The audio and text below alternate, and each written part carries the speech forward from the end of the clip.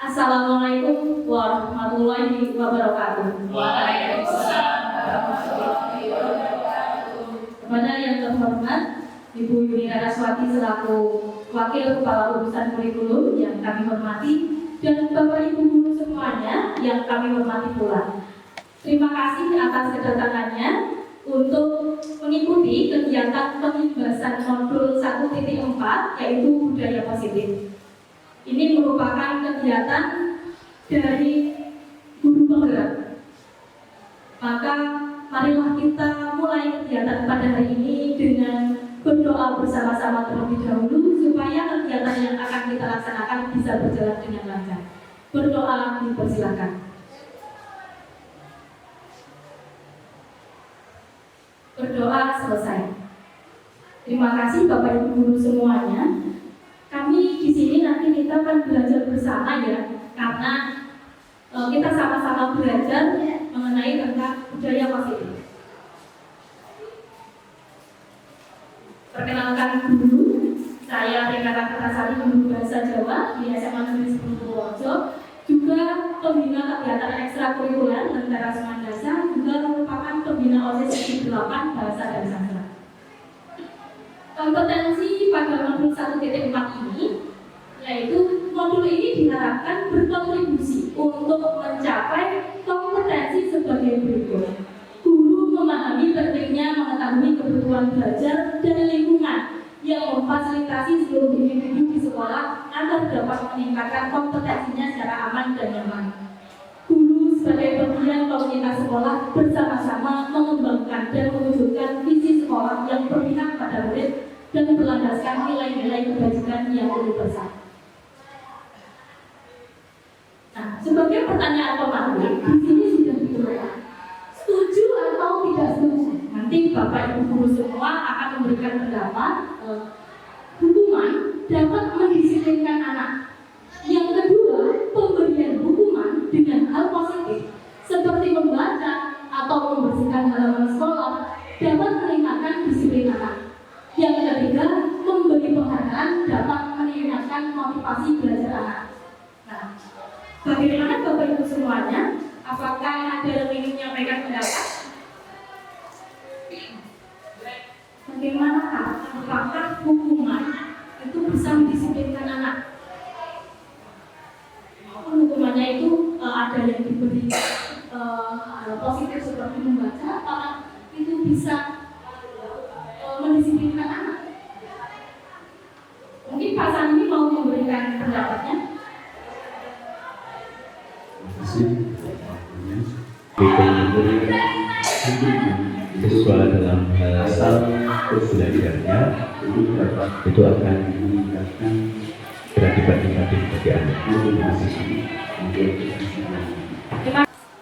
Lain-lainnya apabila hukuman itu yang bersifat negatif, mungkin dengan disuruh melakukan kegiatan-kegiatan yang tidak mendukung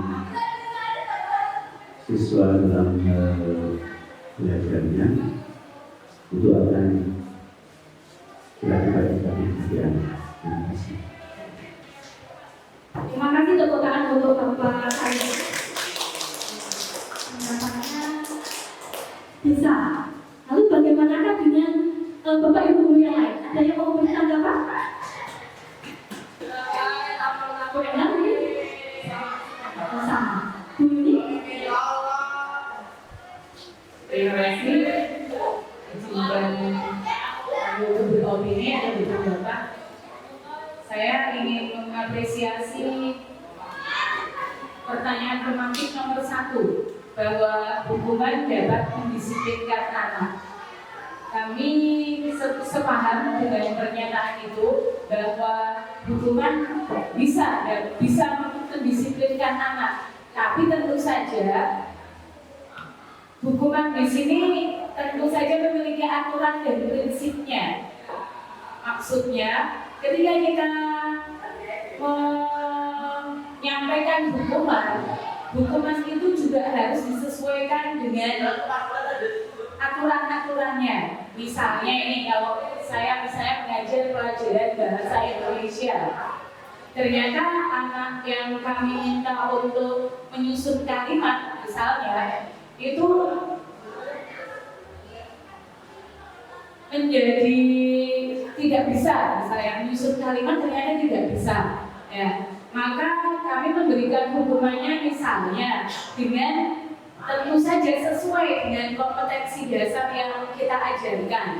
Kalau misalnya itu tentang anak yang tidak bisa menuangkan gagasan dalam menyusun kalimat, maka kami memberikan hukumannya yang sesuai dengan aturan kompetensi dasar itu, yaitu dengan mungkin membaca materi yang belum dia baca, sehingga ketika kita sudah menerapkan hukuman itu dalam koridor-koridor sesuai aturan yang positif seperti Pak Salim sampaikan tadi, sehingga hukuman itu dapat memberikan satu nilai yang positif. Oh iya, ternyata kalau saya akan menyusun kalimat itu harus memiliki kompetensi membaca yang luas.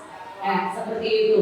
Jadi saya cenderung setuju dengan adanya pernyataan normatif bahwa hukuman dapat mendisiplinkan anak dengan koridor bahwa patuhi aturan-aturan dalam menerapkan hukuman tersebut. Begitu, Bu Rina.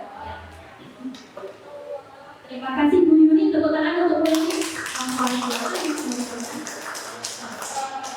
Bapak Ibu, perlu diketahui bersama bahwa hukuman dan konsekuensi itu adalah sesuatu yang berbeda. Untuk yang dimaksudkan oleh Bu Yuni tadi itu namanya konsekuensi. Jadi ketika anak itu kurang memahami sesuatu, kemudian konsekuensinya adalah dengan memperbanyak bacaan seperti itu. Kalau hukuman itu cenderung sesuatu yang berhubungan dengan fisik dan tidak disukai oleh anak tersebut seperti itu. Fisik, mental seperti itu. Kemudian apakah hukuman itu bisa mendisiplinkan? Dijawab oleh Bapak Salimi, bisa. Nah, memang bisa, tetapi itu hanya untuk waktu-waktu yang tertentu. Jadi tidak untuk jangka waktu yang lama atau panjang. Itu untuk waktu yang pendek, hanya untuk saat itu, untuk guru tersebut.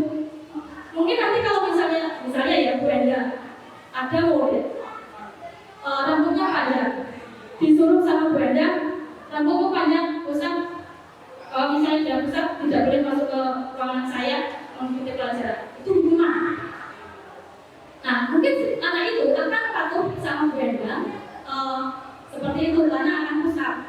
Tapi apakah nanti di guru yang lain dia terus segera akan memotong rambutnya? Karena mungkin di guru lain dia tidak dimarahi, dia tidak akan berefek. Jadi itu hanya untuk waktu yang sebentar.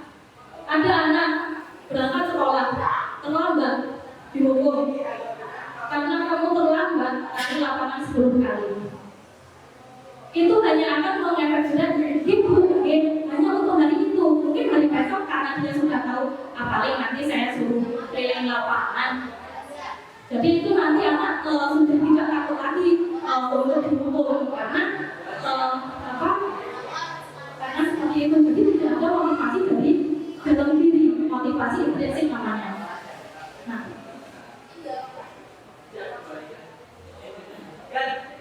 di sini nanti pada eksplorasi konsep pembelajaran 2.1 ini ada disiplin positif dan nilai-nilai kebajikan universal. Ada suatu kegiatan, Bapak Ibu diminta untuk mengepalkan tangan. Sekarang bayangkan, Bapak Ibu sedang mengepalkan tangan, di dalam tangan Bapak Ibu semuanya itu ada kertas yang isinya adalah sesuatu yang diyakini benar-benar berharga bagi Bapak Ibu semuanya. Kira-kira kalau ada si B meminta dengan merayu, kemudian membujuk untuk membuka genggaman tangan tersebut, kira-kira Bapak Ibu akan membuka kepala tersebut atau tidak? Tidak. Kenapa? Ada yang ingin berpendapat? Terima kasih Bu Adi. Karena berharga maka tidak akan dibuka. Itu jadi tetap ada. Nah, itu merupakan suatu ilusi bahwa sesuatu itu berasal dari kontrol diri yang bisa membuka atau menutup itu ya dia sendiri. Jadi anak akan melakukan sesuatu yang bisa mengontrol dirinya mau patuh atau tidak ya itu sendiri, bukan dari orang lain.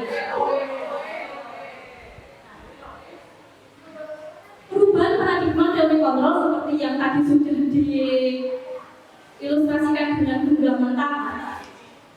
Ini mengilustrasikan bahwa guru itu mampu mengontrol murid. Ternyata tidak. Ilusi berbuah kritik dan membuat orang merasa bersalah dapat menguatkan karakter.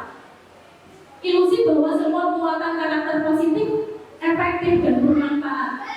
Dan ilusi bahwa orang dewasa itu memiliki hak untuk memaksa. Nah, ini hanya ilusi-ilusi dan sebenarnya tidak seperti demikian. Lalu siapa sesungguhnya yang memiliki kontrol? Ini ada teori mengenai stimulus respon dan ada teori kontrol. Di dalam stimulus respon, kita mencoba mengubah orang agar berpandangan sama dengan kita. Kalau di teori kontrol, kita berusaha memahami pandangan orang lain tentang dunia. Stimulus respon, perilaku buruk dilihat sebagai suatu kesalahan. Teori kontrol, semua perilaku memiliki tujuan. Di stimulus respon, orang lain bisa mengontrol saya. Kalau teori kontrol, hanya Anda yang bisa mengontrol diri Anda. Kemudian di stimulus respon, saya bisa mengontrol orang lain. Di teori kontrol, Anda tidak bisa mengontrol orang lain. Kemudian di stimulus respon ada penguasaan ada pada saat rujukan baca. Di teori kontrol, kolaborasi dan konsensus antara pihak-pihak baru. Kemudian model berpikir penangkalan untuk stimulus respon dan teori kontrol itu berupa pilihan model berpikir menang-menang. Jadi di teori kontrol itu tidak ada yang merasa kalah atau dirugikan. Semua anak itu menang. Seperti itu. Misalnya di sini ya, perilaku buruk kalau di stimulus respon, perilaku buruk dilihat sebagai kesalahan. Ada anak memakai baju OSIS, padahal waktu itu seharusnya pakai baju khusus. Nah, kalau misalnya kita melihat stimulus respon, perilaku buruk itu sebagai suatu kesalahan, kita melihat seperti itu. Kamu pakai baju OSIS, seharusnya kamu pakai baju khusus. Kamu sudah tidak mematuhi aturan, kamu sudah melanggar, maka kamu saya poin seperti itu. Itu stimulus respon. Tetapi untuk di teori kontrol, karena semua perilaku itu punya tujuan, mungkin dia memiliki tujuan kenapa dia memakai pakaian khusus, tidak memakai pakaian OSIS. Mungkin karena bajunya basah, kehujanan, belum kering, nah seperti itu. Jadi seperti itu. Di dalam disiplin positif, teori kontrol itu, nah ini seperti ini ya. Anda tidak bisa mengontrol orang lain, hanya Anda bisa mengontrol diri sendiri. Makna disiplin itu adalah belajar mengontrol diri dengan menggali potensi kita agar mencapai tujuan mulia, yaitu sesuatu menjadi seseorang yang kita inginkan berdasarkan nilai-nilai yang kita hargai. Nah, semua perilaku itu punya tujuan. Apa tujuannya? Ini hubungannya ada dengan teori motivasi. Motivasi itu apa saja? Di antaranya adalah untuk menghindari hukuman. Yang kedua, untuk mendapatkan imbalan. Kemudian yang ketiga, untuk menghargai diri sendiri. Nah, untuk yang menghargai diri sendiri ini akan menumbuhkan nilai-nilai kebajikan universal dan sebuah keyakinan kelas. Mari kita bahas untuk teori motivasi menghindari hukuman. Kalau anak itu tidak muncul motivasi di dalam diri sendiri, motivasi intrinsik, dia akan melakukan sesuatu karena takut nanti dihukum. Misal saja, anak berangkat pramuka karena takut nanti kalau misalnya tidak berangkat pramuka nanti akan dihukum, disuruh untuk membawa kotoran kaki, untuk kandang. Nah, misalnya seperti itu. Jadi anak itu berangkat hanya untuk menghindari hukuman saja. Jadi bukan karena dia ingin benar-benar mencari ilmu sebanyak-banyaknya lewat pramuka, meningkatkan disiplin dan lain sebagainya. Kemudian yang kedua, untuk mendapatkan imbalan. Misalnya saja, ketika belajar bahasa Jawa, anak-anak semangat sekali. Kenapa? Karena ada kuis misalnya nanti kalau misalnya bisa mencapai juara 1, 2, 3 ada hadiah berupa permen misalnya atau hadiah es krim. Jadi anak itu akan semangat karena ingin es krim itu. Kalau misalnya saya tidak memberi es krim, apakah anak akan semangat belajar? Tentu tidak. Nah, apakah nanti kalau misalnya anak itu belajar dengan guru lain, dia juga akan semangat seperti itu? Tidak, karena dia hanya ingin mendapatkan imbalan. Nah, yang ketiga adalah untuk menghargai diri sendiri. Nah, ini motivasi yang harus kita tanamkan kepada anak, yaitu motivasi intrinsik, bahwa mereka itu butuh untuk mencari ilmu itu untuk masa depan dan kemudian misalnya seperti itu. Nah, ini adalah untuk menghargai diri sendiri. Kalau misalnya dia mampu menghargai diri sendiri, maka akan tumbuh nilai-nilai kebajikan universal dan menjadi sebuah keyakinan kelas. Jadi keyakinan kelas itu adalah suatu kesepakatan bersama yang tumbuh dari dalam diri menjadi sebuah keyakinan. Jadi keyakinan ini nanti akan tumbuh sampai nanti anak itu walaupun sudah tidak di SMA 10 lagi, sudah ada di masyarakat, dia tetap akan menimbulkan keyakinan tersebut. Misalnya saja, dia meyakini bahwa kerapian itu penting. Jadi kalau misalnya sudah tumbuh seperti itu, maka tanpa diminta untuk potong rambut karena dia merasa kerapian itu penting, dia akan potong rambut. Tapi setelah lulus dari SMA Negeri 10 Purworejo, karena dia meyakini bahwa kerapian itu penting, dia tetap akan dengan potongan rambut pendek, tidak terus memanjangkan rambut sampai sekolah SMA 10 misalnya seperti itu. Kemudian di sini model berpikir menang-menang, kolaborasi dan konsensus menciptakan klien-klien baru. Posisi kontrol itu ada posisi penghukum, pembuat merasa bersalah sebagai teman, sebagai pemantau, sebagai manajer. Nah, penghukum seperti yang tadi sudah dijelaskan ya, misalnya ada anak terlambat langsung dihukum keliling lapangan. Nah, sehingga tadi motivasinya anak kalau melakukan sesuatu untuk menghindari hukuman. Kemudian membuat rasa bersalah. Nah, ini misalnya membuat anak rasa bersalah. Ibu kecewa sama kamu. Dari kemarin kamu melakukan kesalahan terus. Kamu gak kasihan sama ibu, misalnya seperti itu. Jadi membuat rasa bersalah. Anak itu terus, jadi saya itu anak yang buruk ya. Saya ternyata anak yang tidak berguna. Nah, karena misalnya seperti itu dia mikirnya kemudian nanti melakukan sesuatu itu juga atas ini untuk menghindari hukuman. Jadi nanti dia akan sering berbohong, akan menutupi kesalahan. Kamu kemarin nggak masuk ya, tidak saya masuk. Jadi berbohong. Kemudian kalau untuk mendapatkan imbalan, posisi guru biasanya sebagai teman atau sebagai pemantau. Kalau sebagai pemantau ini ada ukuran-ukurannya. Misalnya, kamu tahu tidak di SMA 10 itu aturannya apa? Ini lihat di tata tertib. Kalau misalnya kamu rambutnya panjang, banyak berapa? Nah itu biasanya pemantau itu ada yang dirujuk. Nah, kalau sebagai manajer ini ada beberapa hal nanti yang akan dilakukan. Di antaranya adalah menstabilkan identitas, validasi kebutuhan, menanyakan keyakinan. Jadi nanti anak-anak itu akan diminta untuk menjelaskan kenapa kamu melakukan kesalahan tersebut. Nah, apa yang bisa kamu lakukan untuk memperbaikinya, apa keyakinan kamu dan seperti itu. Jadi di dalam posisi control manager, seorang guru ini harus punya keyakinan kelas dulu bersama dengan siswa. Jadi di awal-awal pembelajaran, di awal semester harus menunjukkan keyakinan dulu. Diawali dengan nanti ada kesepakatan kelas yang ditentukan menjadi sebuah keyakinan. Kemudian berikutnya, dari kebutuhan kita berbeda. Kita berusaha memahami pandangan orang lain tentang dunia. Setiap orang memiliki gambaran berbeda. Orang itu punya 5 kebutuhan dasar. Ada bertahan hidup, penguasaan, kasih sayang dan rasa diterima, kesenangan dan kebebasan. Misalnya ada anak suka mengambil makanan temannya. Langsung kalau misalnya kita langsung kamu sudah mencuri, itu bukan milik kamu, kenapa diambil? Nah, saya seperti itu, langsung dulu. Nah, anak tersebut, kita perlu tahu kenapa si anak itu melakukan hal tersebut. Nah, di satu-satunya mungkin dia lapar. Di rumahnya misalnya dia dari keluarga yang kurang mampu sehingga untuk membeli sayuran nasi itu tidak ada uangnya sehingga dia butuh makan, bertahan hidup. Kemudian ada penguasaan. Penguasaan misalnya saja ada anak berkelahi karena dia ingin menangan ya. Dia merasa paling kuat, anak-anaknya yang lain yang kecil-kecil disikap misalnya seperti itu. Nah itu karena dia butuh penguasaan. Kemudian ada juga anak yang misalnya caper sekali. ngomong kalau sebetulnya ya. Nah ini mungkin dia karena butuh kasih sayang. Kemudian ada anak yang suka main HP, terus diajar kok main HP terus. Nah itu karena dia butuh kesenangan.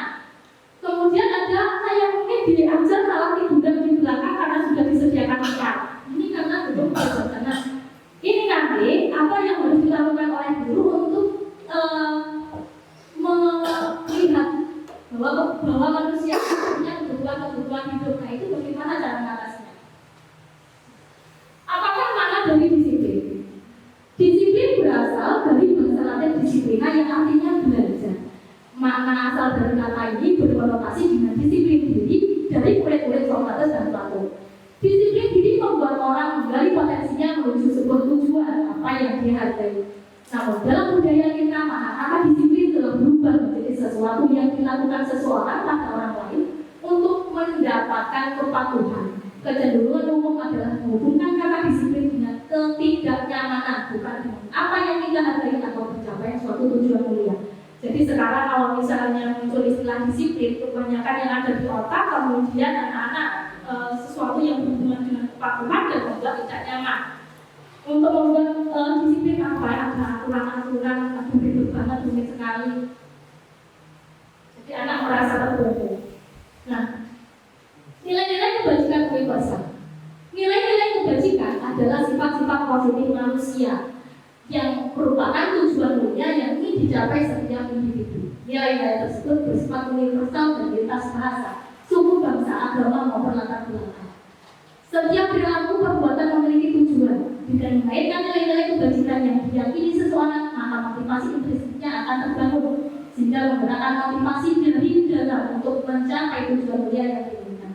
Nilai-nilai kebajikan yang ingin dicapai oleh setiap orang Indonesia kita kenal dengan profil pelajar Pancasila yang tentu saja Bapak Ibu guru sudah paham sekali mengenai profil pelajar Pancasila, yaitu beriman dan bertakwa kepada Tuhan Yang Maha Esa dan Maha Mulia, mandiri, bernalar kritis, berkebinekaan global, bergotong royong dan kreatif. Nah, pada pembelajaran 2.2 ini yang dipelajari mengenai teori motivasi, hukuman dan penghargaan juga restitusi.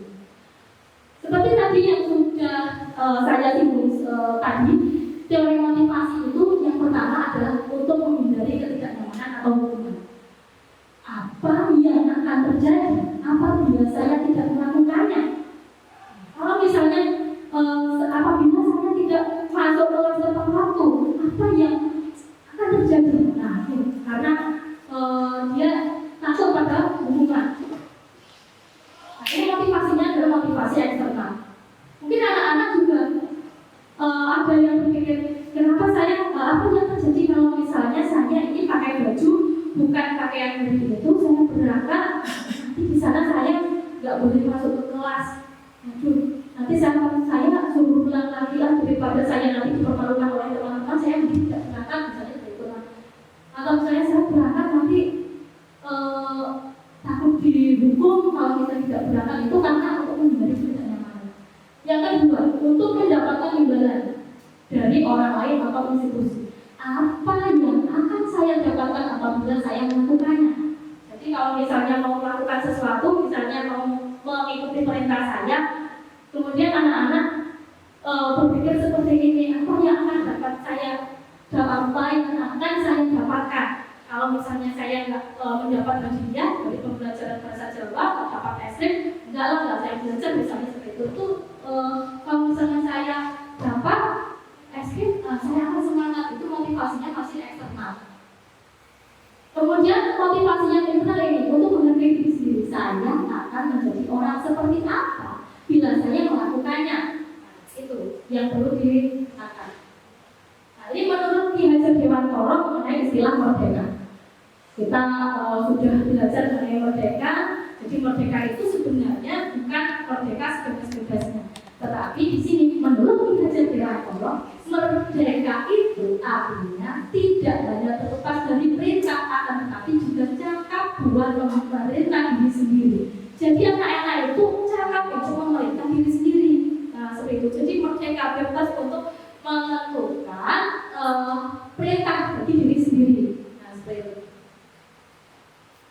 Dihukum oleh penghargaan. Maksudnya apa? Bahwa penghargaan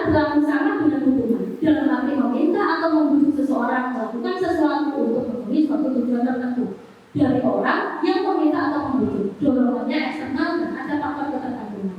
Beberapa dampak dari pemberian penghargaan, yang pertama pengaruh jangka pendek dan jangka panjang. Jadi jangka pendek, kalau misalnya diberi hukuman dan penghargaan itu untuk jangka pendek saja, jadi tidak untuk motivasi dari internal, karena tergantung dari itu kan di hukuman dan penghargaan. Kalau misalnya sudah dari SMA 10 harus untuk murid SMA 10 nggak usah anggota nggak usah harus dipotong harus diobey seperti itu. Karena untuk jangka pendek penghargaan itu bisa menghukum. Ada yang ingin menyampaikan menanggapi penghargaan kok bisa menghukum. Bagaimana ini? Ternyata penghargaan itu juga bisa menghukum teman-teman yang lain yang tidak mendapatkan penghargaan tersebut. Jadi merasa tersisih, kok aku duduk banget sih, kok aku kayak nggak bisa, misalnya seperti itu. Jadi akan jadi minder sekali. Penghargaan akan mengurangi ketepatan. Misalnya saja begini penghargaannya kemarin yang dicontohkan.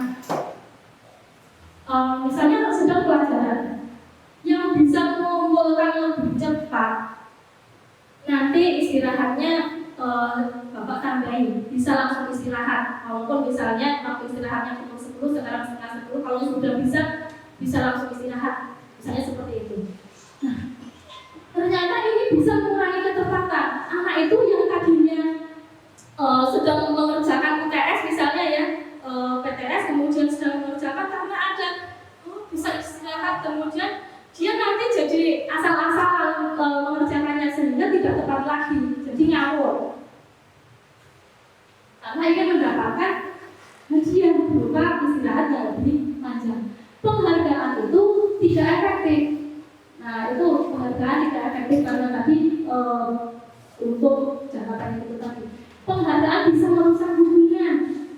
Nah, penghargaan bisa merusak hubungan. Kenapa? Karena misalnya ada yang mendapat penghargaan terus, misalnya ya, ada anak yang tidak pernah mendapatkan penghargaan, maka ada anak akan membentuk seperti kelompok-kelompok, ini anak pintar, ini anak tidak pintar. Nah, itu jadi anak akan merusak hubungan pertemanan yang tadinya biasa-biasa saja, nanti akan menjadi ke kelompok-kelompok. Aku wis ra iso kancanan karo si A, wis bobo karo bocah pinter, aku cah lucu.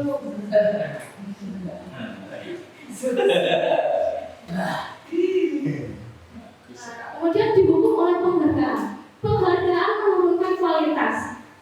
Nah, tadi seperti contoh tadi ketika kita ada penghargaan bisa istirahat lebih awal. Nah, ini seharusnya yang bisa dilakukan dengan lebih teliti itu menjadi tidak baik. Misalnya tak suruh menulis teks eksposisi atau menulis seseorang.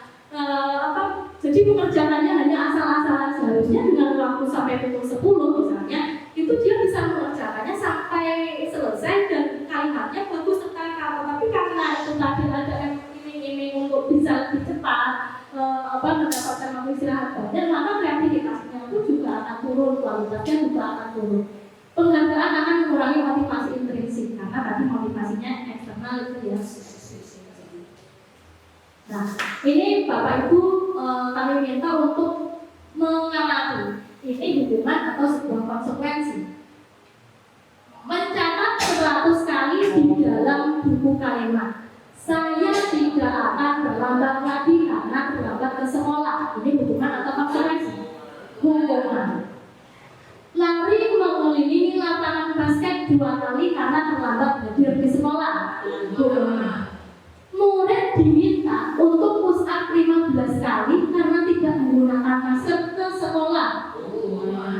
Menggantikan kertas tugas rumah yang telah dicoret-coret. Konsekuensi. Membersihkan tumpahan air di meja tulis karena tersenggol pada saat belajar. Konsekuensi. Murid disuruh untuk mengenakan tidak mengenakan sepatu zebra di sekolah karena tidak mengenakan sepatu hitam. Konsekuensi. Hukuman. Murid disuruh murid ini kurang ya, disuruh untuk tidak mengenakan sepatu zebra di sekolah karena tidak mengenakan sepatu hitam. Hukuman. Hukuman apa konsekuensi? Hukuman. Konsekuensinya Lari mengelilingi lapangan basket 2 kali karena terlambat 10 menit untuk pelajaran matematika. Hukuman ini? Coba kita lihat jawabannya. Nah ini murid yang ini hukuman, ini konsekuensi. Murid disuruh tidak mengenakan sepatu. Nah, ini merupakan sebuah hukuman. Kalau misalnya dia berangkatnya tidak pakai sepatu hitam tapi pakai sepatu putih, ya ini anak bisa pakai sepatu putih itu. Kenapa dia tidak diminta untuk mengenakan pakaian sepatu itu? Jadi disuruhnya itu sebagian, ini merupakan sebuah hukuman. Kemudian anak, kenapa lari mengelilingi lapangan basket 2 kali karena terlambat 10 menit ini merupakan sebuah konsekuensi, bukan hukuman. Kenapa? Karena pelajaran PJOK, teman-teman yang lain itu sudah lari. Untuk olahraga itu butuh pemanasan. Jadi kalau misalnya dia terlambat, sebagai konsekuensinya supaya dia tidak cedera, maka perlu lari. Jadi ini bukan sebuah hukuman, karena sebuah konsekuensi. Nah, apa bedanya hukuman dan konsekuensi? Hukuman itu sesuatu yang menyakitkan harus terjadi. Jadi anak itu merasa tersakiti atas itu. Sedangkan konsekuensi itu sesuatu harus terjadi. Ini sudah ada kesepakatan dengan siswa di dalam buku tata tertib, mungkin juga sudah ada. Jadi anak sudah tahu kalau saya tidak melakukan apa yang sudah ada di dalam tata tertib, saya akan itu sesuatu harus terjadi. Jadi hukuman itu bersifat mendadak, langsung dipikirkan dulu saat itu hukumannya. Misalnya anak melakukan apa, kita merasa bahwa itu salah, langsung terpikir nanti kamu kasus ini misalnya. Jadi anak tidak tahu kalau misalnya ada konsekuensi yang harus dilakukan seperti itu. Hukuman itu membuat anak sakit fisik maupun hati untuk jangka waktu lama. Konsekuensi itu membuat anak merasa tidak nyaman dalam jangka waktu pendek. Contohnya apa? Anak sakit hati untuk jangka waktu lama. Misalnya, ketika di zaman dulu, Bapak Ibu ingat tidak? Pernah ada sesuatu kejadian yang sampai sekarang masih diingat-ingat dan tidak bisa hilang dari ingatan karena mungkin pernah dihukum oleh Bapak A atau Ibu B. Saya pernah. Jadi saya merasa itu membuat sakit fisik saya dan psikis saya. Dulu saya hanya karena tidak bawa buku gambar, saya itu dihukum, disuruh untuk berdiri di belakang seharian hanya karena tidak membawa buku gambar. Saya minta kertas gambar dari teman, sama gurunya juga tidak boleh. Jadi saya seharian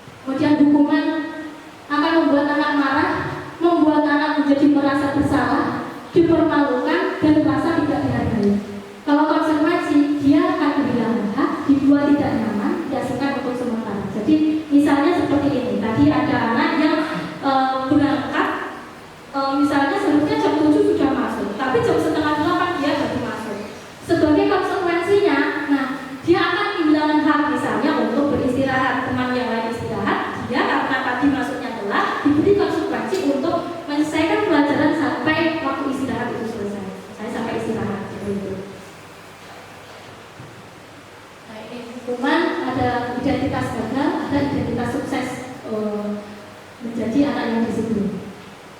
Hukuman, sesuatu yang menyakitkan harus terjadi. Kemudian tidak nyaman untuk murid atau anak untuk jangka waktu panjang. Korban mendapatkan keadilan. Murid atau anak akan tersakiti. Perilaku pasif agresif meningkat. Sistem tidak akan berjalan bila murid tidak takut. Berlaku hanya pada sebuah institusi, tidak berlanjut pada kehidupan nyata. Kata-katanya biasanya peraturannya adalah kamu harus Pak. Murid atau anak membenci peraturan, itu hasilnya nanti ini akan menjadi sesuatu yang negatif. Kemudian untuk konsekuensi, sesuatu yang harus terjadi. Tidak nyaman untuk murid untuk jangka waktu pendek, korban bisa diabaikan. Murid atau anak dibuat tidak nyaman, penguatan hanya bertahan dalam jangka waktu pendek. Memerlukan monitoring dan supervisi terus-menerus dari guru. Nah, ini untuk konsekuensi ini harus dimonitoring setiap hari, itu diingatkan terus. Jadi dimotivasi.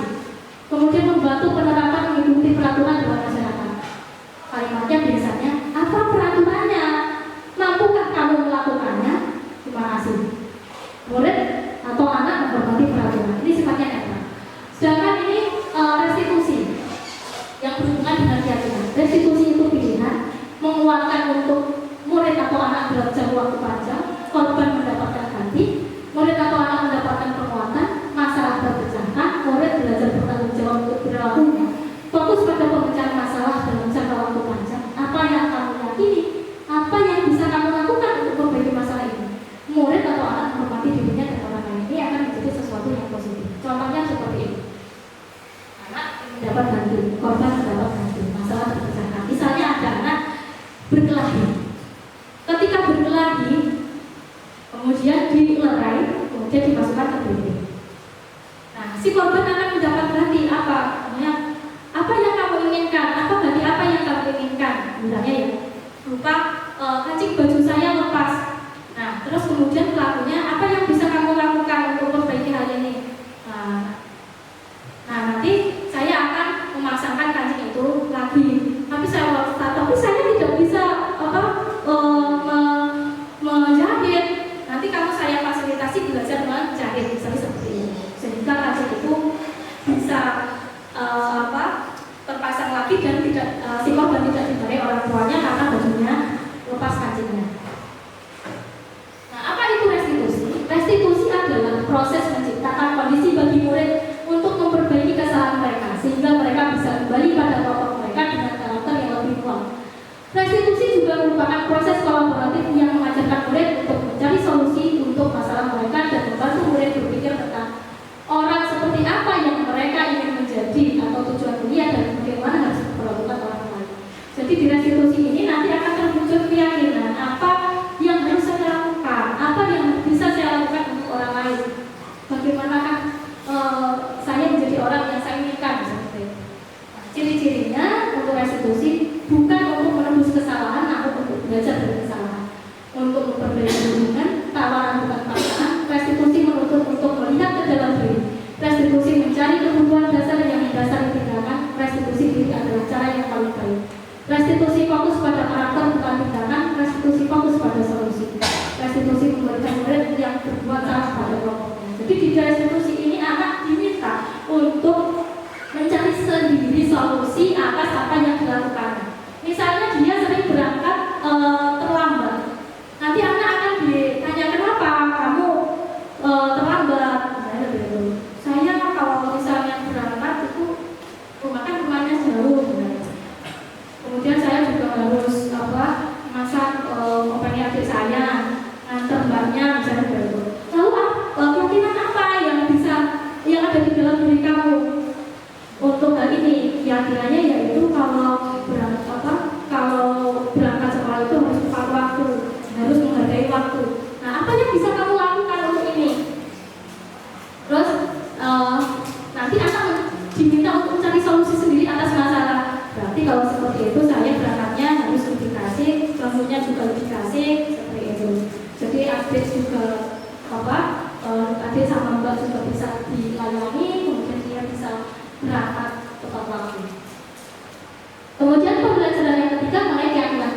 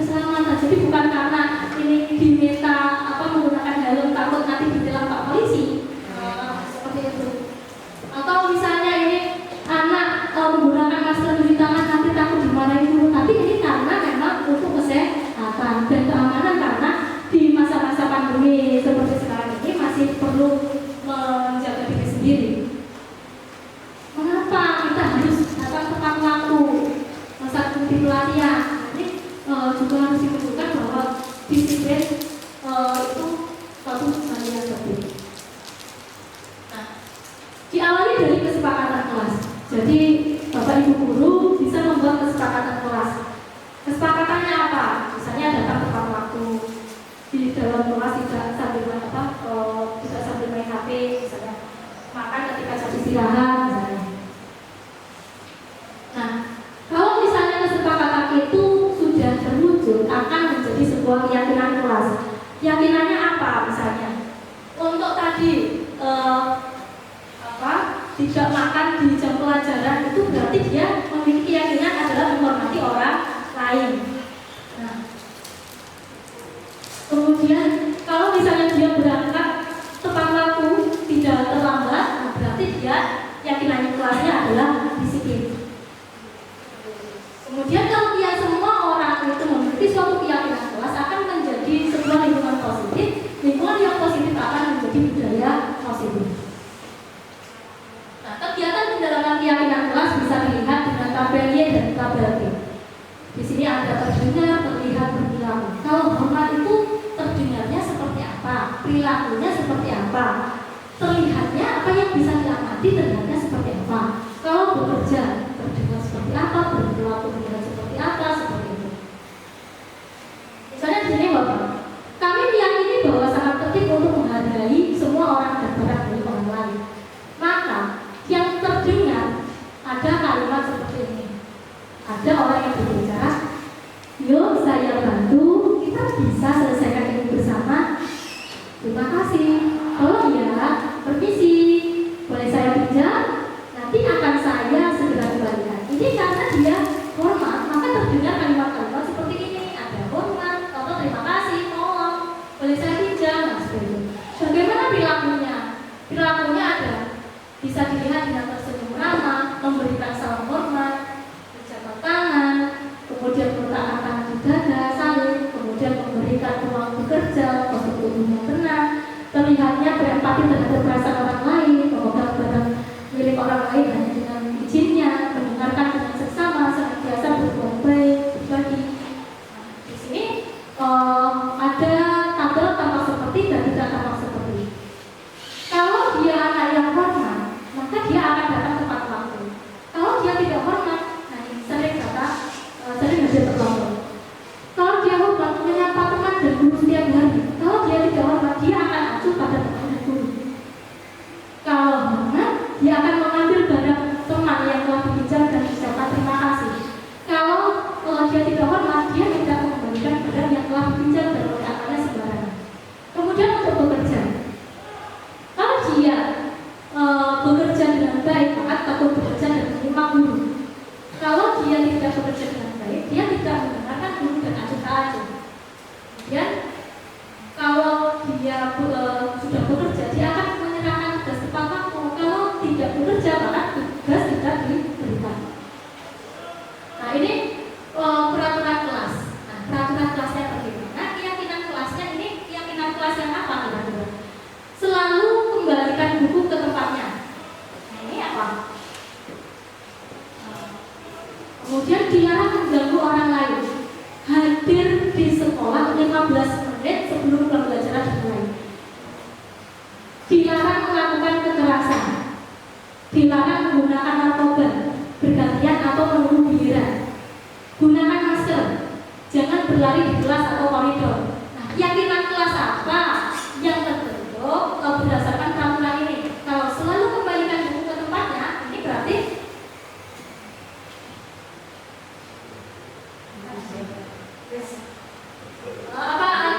pilih salah satu di antara ini. Mungkin ada yang mau berpendapat.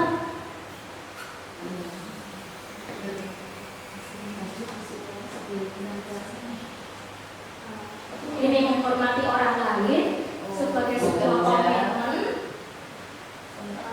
Kemudian apa? Karena keselamatan, keamanan. Kalau komitmen komitmen ya berarti ya. Coba kita lihat jawabannya. Jadi ini selalu kembalikan buku ke tempatnya. Ini merupakan suatu keyakinan kelas, itu tanggung jawab.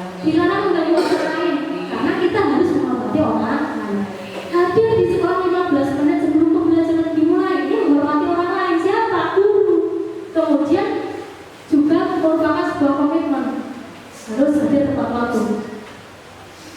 Dilarang melakukan kekerasan. Nah, ini karena kita yakin bahwa seorang itu butuh selamat. Jadi ini untuk keselamatan dan menghormati orang lain. Dilarang menggunakan narkoba. Ini keyakinan kelasnya berhubungan dengan kesehatan. Bergantian atau menghubungan menghormati orang lain bersabar. Menggunakan masker ini karena kesehatan dan keselamatan. Jangan berlari di kelas atau kamu ini keselamatan atau keamanan. Kemudian eksplorasi konsep yang keempat, pembelajaran keempat, kebutuhan dasar manusia dan dunia berkualitas. Bahwa kebutuhan dasar manusia itu ada rasa kasih sayang dan rasa diterima, penguasaan, kesenangan, kebebasan dan bertahan hidup. Pernahkah Bapak Ibu mengamati putra putri Bapak Ibu di kelas? Misalnya untuk bertahan hidup ini tadi seperti yang saya contohkan, misalnya ada anak yang suka mengambil makanan teman ini mungkin karena dia butuh bertahan hidup. Diterima kasih sayang dan rasa diterima, rasa diterima di kelasnya. Mungkin ada anak yang karena dia suka mencampuri urusan teman, misalnya ada teman ngomong kemudian nimbrung saja suka mengelak, kemudian dia menjadi tidak diterima oleh teman-temannya, merasa tersindir. Nah, jadi dia butuh kasih sayang. Ada butuh kesenangan itu tadi, misalnya ada anak yang kenapa dia suka main HP nge-game terus, itu karena anak butuh kesenangan, dan ada anak yang butuh kebebasan. Nah, 5 posisi kontrol guru itu ada penghukum, pembuat merasa bersalah, teman, pemantau, dan manajer. Kalau sebagai penghukum, guru itu akan bergerak, menghadik, menunjuk-nunjuk, menyakiti, dan menyindir. Kemudian, guru juga akan berkata, kalau kamu tidak melakukannya, awas ya, rasakan. Nah, hasilnya, anak itu akan menjadi pemberontak dan suka menyalahkan orang lain dan suka berbohong. Kaitan dengan dunia berkualitas, murid meletakkan guru di luar dunia berkualitas. Murid berkata, biarkan saja, nanti juga marah-marah lagi. Dampak pada murid, dia akan mengalami kesalahan yang sama. Misalnya saja ketika anak ketika jam pelajaran bilangnya ke belakangku, ada datang meeting, ternyata dia misalnya malah ke mana-mana, malah ke kantin. Jadi pulang-pulang sudah bawa jajan misalnya ya. Kalau misalnya saya langsung memberi hukuman, nanti anak paling seperti ini, biarkan saja, nanti sudah marah-marah lagi. Nah, seperti itu. Kemudian anak juga ada yang berbohong, tentu mengulang pembebek. Kalau membuat orang merasa bersalah, nah guru biasanya akan berceramah dan mengatakan, seharusnya kamu itu gini-gini, ibu kecewa. Guru juga akan berkata, kamu seharusnya kamu sudah tahu, ibu berat sekali mengatakannya, ibu stres, misalnya seperti itu. Kemudian hasilnya anak akan menyembunyikan, menyangkal dan berbohong, saya tidak melakukan itu bu, bahkan seperti itu.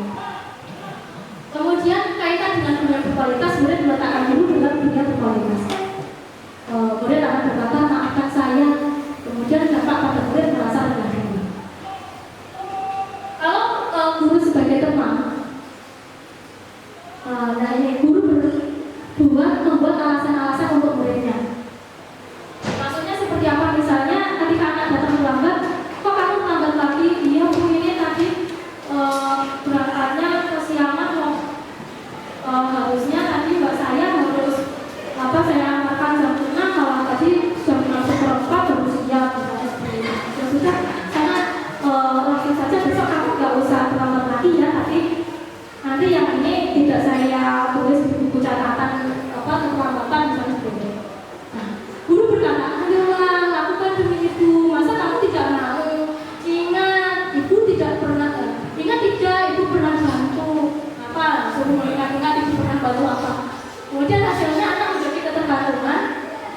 Kaitan dengan dunia berkualitas, murid meletakkan guru sebagai orang yang sangat penting di dunia berkualitas. Murid berkata, saya pikir bapak itu teman saya, ternyata begitu. Dampak kepada murid, anak menjadi lemah, tidak mandiri dan bergantung. Kalau pemantau, itu guru berbuat menghitung dan mengukur. Apa peraturannya? Dan akan menyesuaikan diri, bisa sudah diawasi. Hanya kalau berulang kali. Murid meletakkan dulu peraturan dan hukum di dunia berkualitas. Berapa banyak bintang yang harus saya peroleh, berapa halaman yang harus saya tulis. Nah ini tadi kalau misalnya ada anak yang dihukum, kemudian kalau misalnya belum bisa kemudian dia membaca, itu bukan hukuman atau konsekuensi, ini hukum apa? Boleh terberatkan pada sanksi atau bagian untuk diri. Kalau manajer mengajukan pertanyaan-pertanyaan, apa yang ditanyai ini? Apa yang bisa mengerjakan untuk memperbaiki masalah itu? Ini akan memperkuatkan pribadi. Mulai meletakkan dirinya sebagai individu yang positif dalam dunia berkualitas. Bagaimana caranya saya bisa memperbaiki keadaan? Kemudian anak akan mengevaluasi diri bagaimana cara berperbaiki. Pernyataan-pernyataan. Nah ini misalnya kita menjadi seorang yang membuat merasa bersalah. Saya kecewa sekali dengan kamu. Kamu setiap hari terlambat. Kecewa sekali. Ini membuat merasa bersalah. Kalau kita menjadi posisi penghukum, misalnya, kamu tidak pernah benar melakukannya, selalu salah. Kalau kita memposisikan diri sebagai teman, ayolah, lakukan demi ibu bapak. Kamu kan kemarin sudah ikut bapak bantu. Kalau sebagai pemantau, apakah kamu selalu dapat stiker bintang hari ini? Itu pemantau. Kalau misalnya melakukan sesuatu itu akan dapat bintang. Kalau manajer, bagaimana kamu bisa menyelesaikan masalah ini? Kalau menjadi seorang penghukum, kamu selalu paling terakhir, bisa betul sekali misalnya hukum. Nah kemudian ini mengenai segitiga restitusi. Untuk menjadi seorang guru dengan posisi kontrol sebagai manajer, ada segitiga restitusi yang harus dilakukan. Yang pertama adalah menstabilkan identitas, kedua validasi kebutuhan, yang ketiga adalah menanyakan keyakinan. Ketika menstabilkan identitas, misalnya ada anak pas pelajaran mencontek, terlihat mencontek kemana. Ketika menstabilkan identitas, nah ini setiap orang pasti pernah melakukan kesalahan. Ini anaknya misalnya dibawa ke Pak PP atau apa, jadi anak itu tidak langsung dimarahi di depan banyak orang, tapi di sendirikan, misalnya di PP atau di mana. Kamu bukan satu-satunya orang yang pernah melakukan ini. Kemudian karena anak sudah merasa agak lega, kemudian dia tidak merasa takut, kemudian beranjak pada pertanyaan validasi kebutuhan. Kamu tentu punya alasan. Mengapa kamu melakukan itu? Iya, tadi saya terlambat, saya itu tadi banyak bocor misalnya seperti itu. Adakah cara yang lebih efektif untuk mendapatkan apa yang kamu butuhkan? Misalnya ini ketika anak sedang main game, kemudian ini anak, apakah kamu punya cara efektif untuk mendapatkan suatu kesenangan selain dengan bermain game itu tadi? Kemudian masuk ke bagian menanyakan keyakinan. Nilai-nilai apa yang telah kita sepakati? Nah, misalnya harus menghormati orang lain, kemudian disiplin. Kamu ingin jadi orang seperti apa? Nah, kemudian anak diminta untuk mengungkapkan saya ingin jadi seperti apa. Nah, untuk menjadi orang seperti yang kamu inginkan, tentu sesuai dengan keyakinan kamu, apa yang bisa kamu lakukan untuk memperbaiki ini. Kemudian anak disuruh berpikir apa yang bisa dia lakukan untuk memperbaiki hal tersebut. Kemudian anak akan mencari solusi-solusi atas apa yang dia lakukan. Misalnya tadi anak mencontek, dia akan terus saya itu tadi malam tidak belajar. Nah, ketika di bagian ini nanti anak akan mencari solusi. Dia tidak belajar itu kenapa? Misalnya karena tetangganya itu ada yang kelas 5 sehingga dia lek-lekan misalnya. Dia akan mencari solusi. Jadi kalau misalnya ada kejadian seperti itu lagi, dia bisa misalnya mungkin ke tempat yang lain untuk belajar.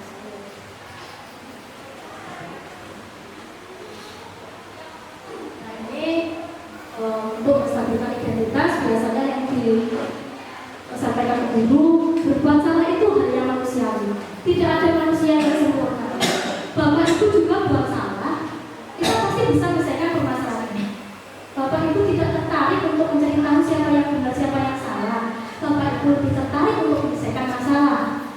Kalau kamu menyalahkan dirimu sendiri terus-menerus, apakah kamu bisa baik pada dirimu sendiri?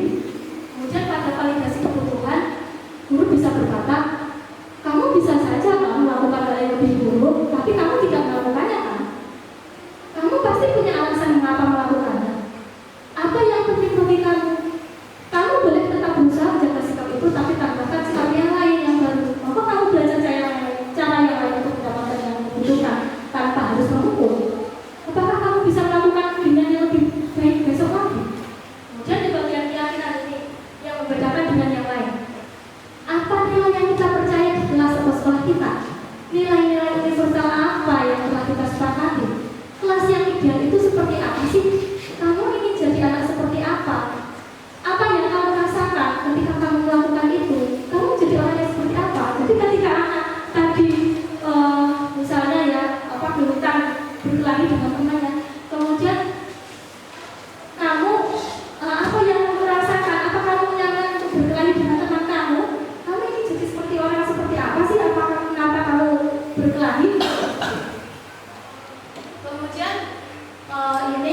kalimat-kalimat yang biasa disebutkan oleh guru. Apakah kamu berbuat lebih baik? Apakah saat ini kamu sudah menjadi orang yang menginginkan? Apakah kamu bisa mengubah kegiatan atau perilaku kamu saat ini menjadi sikap yang lebih membantu? Apakah wajar membuat kesalahan? Bisakah kita memperbaikinya? Apakah kamu yang kamu lakukan saat ini sudah sesuai? Kapan kamu siap untuk mulai? Aturannya apa? Sepertinya kamu punya masalah. Saya bisa bantu apa? Saat ini kamu seharusnya berbuat apa? Apa yang bisa saya bantu agar kamu bisa melakukannya? Apakah saya bisa bantu kamu agar dapat menyelesaikan uang? Apakah tugas kamu saat ini? Bagaimanakah kamu diperlakukan pada kegiatan ini? Bisakah kamu melakukannya? Apa yang kamu inginkan? Peraturannya apa? Itu materi pada hari ini. Bapak Ibu sudah selesai. Sebelum refleksi, apakah ada yang ingin bertanya? Mungkin Bapak Ibu punya pengalaman kemudian ingin berbagi di sini mengenai itu.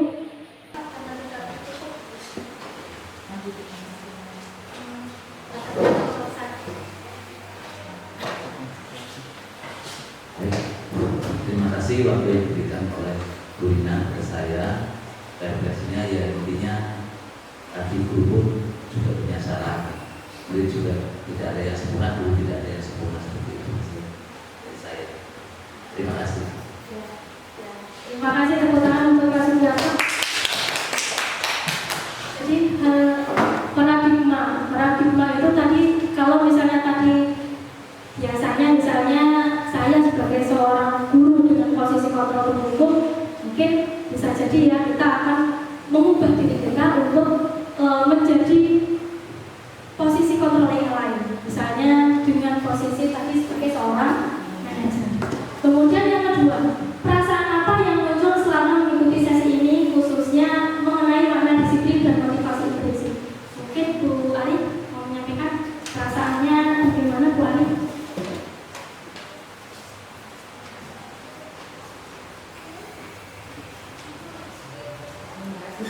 Terima kasih Bu ya. Perasaan saya setelah mengikuti sesi yang sudah dipaparkan Bu Rina, bahwa ternyata ada kesalahan saya sebagai guru terhadap apa yang namanya hukuman, dan insya Allah kita perbaiki untuk mendapatkan kebaikan siswa, bahwa disiplin itu harus hadir dari dalam diri, atau motivasinya harus dari dalam motivasi intrinsik itu ya. Itu perlu kita berlatih bersama. Itu mungkin yang bisa saya sampaikan. Terima kasih. Terima kasih Bu Ali. Tepuk tangan untuk Bu Ali.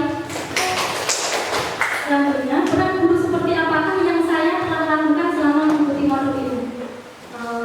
Ada yang ingin menyampaikan, Bu Eda mungkin? Peran guru yang sudah pernah dilakukan, kemudian dibandingkan dengan ini. Oh, yang lain. Pak Sugiarto? Saya malah ingin sharing gitu ya. Oh, iya. Ingin sharing seperti tadi yang diceritakan oleh Bu Rina. Saya sebetulnya untuk materi kelas 10 itu tadi kan masalah istilahnya kita tidak boleh memberikan hukuman kepada siswa. Dan saya itu memberi penilaian kepada siswa kelas 10 yaitu untuk menceritakan kembali hikayat. Tapi sampai 3 pertemuan siswa tersebut ternyata belum bisa menghafalkan. Alasannya mata-mata. Jadi itu solusinya saya bagaimana dulu ini ya. Kan kita tidak boleh memberikan hukuman. Sudah 3 kali pertemuan. Yang lain sudah masuk semua. Tinggal siswa itu saja. Terima kasih. Terima kasih Bapak. Pertanyaan yang bagus dari Bapak Sugiarto. Ada masalah, anak diminta untuk mengumpulkan tugas sampai 3 kali diingatkan tidak segera mengumpulkan. Nah, solusinya seperti tadi yang sudah dijelaskan bahwa ada segitiga restitusi. Nah, segitiga restitusi itu mulai dari menstabilkan identitas. Jadi nanti Bapak memanggil siswa tersebut sendiri. Kemudian berada di ruangan khusus, ada dipanggil nanti, kenapa kamu tahu tidak kenapa dipanggil ke sini? Ya Pak, tahu saya itu sampai 3 kali diminta untuk mengumpulkan hidayat untuk mengumpulkan. Kemudian masuk ke bagian validasi.